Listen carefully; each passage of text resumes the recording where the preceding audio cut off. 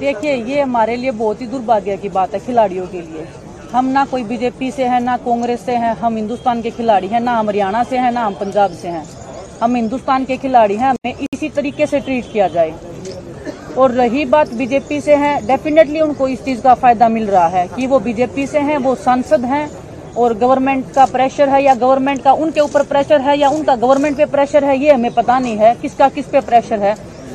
पैसे की ताकत है, वो सब दिखती है। हमारे पास सच्चाई की ताकत है, उस सच्चाई की ताकत में हम जी जान से लड़ेंगे और हमारा पूरा देश हमारे साथ में, और आप लोग जो साथ में हो तो हमें उम्मीद है कि हमें न्याय जरूर मिलेगा। और आपके माध्यम से भी मैं सभी जितने हमारे एक रेसलिंग के नहीं, जितने राष्ट्रीय अंतर्राष्ट्रीय खिलाड़ी हैं, जैसे कोई भी गेम हो, उनसे भी हम समर्थन मांगेंगे। उनको भी बोलेंगे कि ये कुश्ती की लड़ाई नहीं है, आने वाले सभी खेलों के भविष्य की लड़ाई है ये।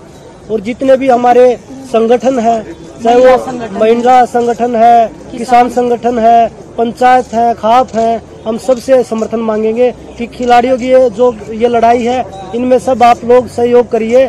क्योंकि अगर अब हम नहीं जीत पाए तो ये जो अब पर्दे के पीछे हो रहा है ये खुलेआम होगा, क्योंकि ये लोग इतने ताकतवर हैं जिनके खिलाफ लड़ाई लड़ रहे बच्चे। कमेटी रिपोर्ट की फाइंडिंग्स आई हैं जिसमें लिखा है कि 3 चीजें लिखी हैं कि एक, उस रिपोर्ट से जो पता चला है कि एक इंटरनल कंप्लेंट्स कमेटी जो थी वो ढंग से नहीं बनी हुई थी, जो 2013 में होनी चाहिए थी एक्ट के अनुसार। दूसरा ये लिखा है कि ट्रांसपेरेंसी और कंसल्टेशन की जरूरत है between the federation and sports person. और तीसरा लिखा है कि इफेक्टिव कम्युनिकेशन की कमी, ये ओसी की रिपोर्ट से पता चला है।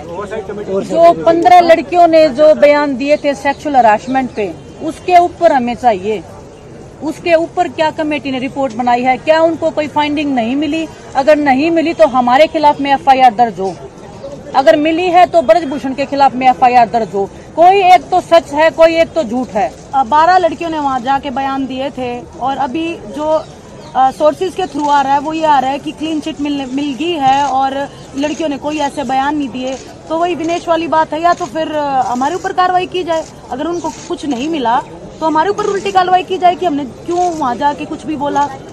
तो यही है कि पारदर्शिता नहीं है, कुछ भी क्लियर नहीं है, सब वो छुप छुपा के कर रहे हैं, धोखाधड़ी में रख के कर रहे हैं। कमेटी स्टार्टिंग से ही हमारे खिलाफ में बायस थी, स्टार्टिंग से ही बायस थी। वो उनको प्रोटेक्ट करने की हर संभव कोशिश कर रहे हैं। और अभी जो रिपोर्ट जो उन्होंने दी है, हम 3 महीने से फोन कॉल से, मैसेज से हर दिन प्रयास कर रहे हैं कि प्लीज हमें रिपोर्ट में दीजिए, क्या आया है, क्या आपने निकाला है, क्या निष्कर्ष पे आप पहुंचे हो। किसी ने कोई कांटेक्ट नहीं किया, फोन उठाने तक हमारे बंद कर दिए। अब जब उनको ये पता लग गया कि हमने पुलिस में एफआईआर दर्ज करने के लिए कंप्लेंट दे दी है, सुप्रीम कोर्ट में हम जाने वाले हैं, तब ये लोग प्रेशर में रिपोर्ट निकाल रहे हैं। तो पहले ये रिपोर्ट क्यों रिलीज नहीं की गई? का ये कहना है कि वो सबूत सामने लाए, लड़कियों को सामने लाए। आरोप लग रहे हैं, जो लड़कियां कंप्लेंट करी है वो बार-बार कह रहे हैं उन लड़कियों को सामने लाए। अगर सामने आए हैं तभी तो कंप्लेंट दी है ना। और अगर उनकी खुद की बेटी होती तो वो सामने लेके आ जाते कि जनता के सामने बताओ भाई को उनकी खुद की बेटी।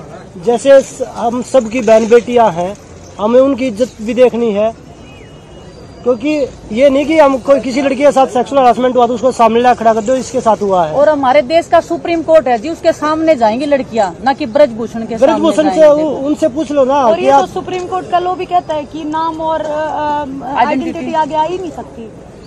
और हमें कॉल्स आ रहे हैं इस चीज को लेके कि नाम पता बता सकते हो, ये तो रूल ही नहीं है, बिल्कुल अनफेयर चल रहा है। नाम पता करने की कोशिश चल रही है। जिन लड़कियों ने डिपोज किया कमेटी के आगे और बोला कि हमारे अगेंस्ट में ये हमारे साथ ऐसा हरासमेंट वाला जो है, क्या उन्होंने इतनी सफाई के साथ में और इतनी स्ट्रॉन्ग एविडेंस के साथ में ये बात कमेटी के सामने पेश करी थी कि वाकई में उनको नील लिया जा सके कि हाँ ब्रजभूषण यहाँ पकड़े गए?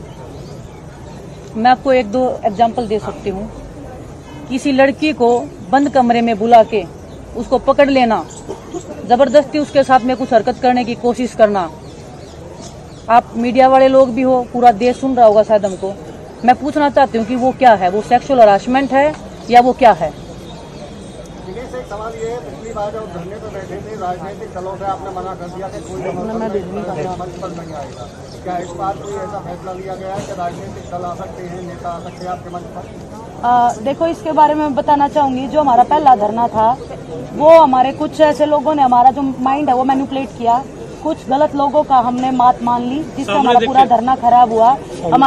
हमारी खाप पंचायतें आई, हमारे जो और भी हैं माने जाने वो आए, हमने किसी को नहीं आने दिया कि हमारा जो मंच है वो पॉलिटिकल नहीं है। हम सिर्फ हाँ हम उनकी बातों में आके हमने किसी की रिस्पेक्ट नहीं रखी। हमारी गांव से उठ के खाप पंचायत आ रही थी, हमने उनकी रिस्पेक्ट नहीं रखी, सिर्फ उन लोगों की बातों में आकर के हमारा पूरा धरना खराब हो गया। लेकिन अब हम ऐसा नहीं करेंगे। अब हम पूरे कुश्ती जगत हाथ जोड़ के विनती करते हैं कि जितने भी हमारे खाप पंचायत है, बड़े बुजुर्ग हैं, हमारे साथ आओ। जितने भी पॉलिटिक पार्टीज हैं, खिलाड़ी हैं, पॉलिटिकल पार्टीज कोई यहाँ के अपना झंडा लेके थोड़ी आएंगे कि vote for this vote for that. वो इसीलिए तो आएंगे हमारी हालात देख के कि एथलीट जो है कितने दुखी हो रहे हैं, पहलवान कितने दुखी हो रहे हैं, उन हमारे सपोर्ट करने आ रहे हैं। जैसे मेडल लेके हम आते हैं तो हमें एयरपोर्ट रिसीव करने आते हैं, हमारा स्वागत करते हैं, वैसे ही हमारा परेशानी में आ रहे हैं तो हम क्यों मना करें।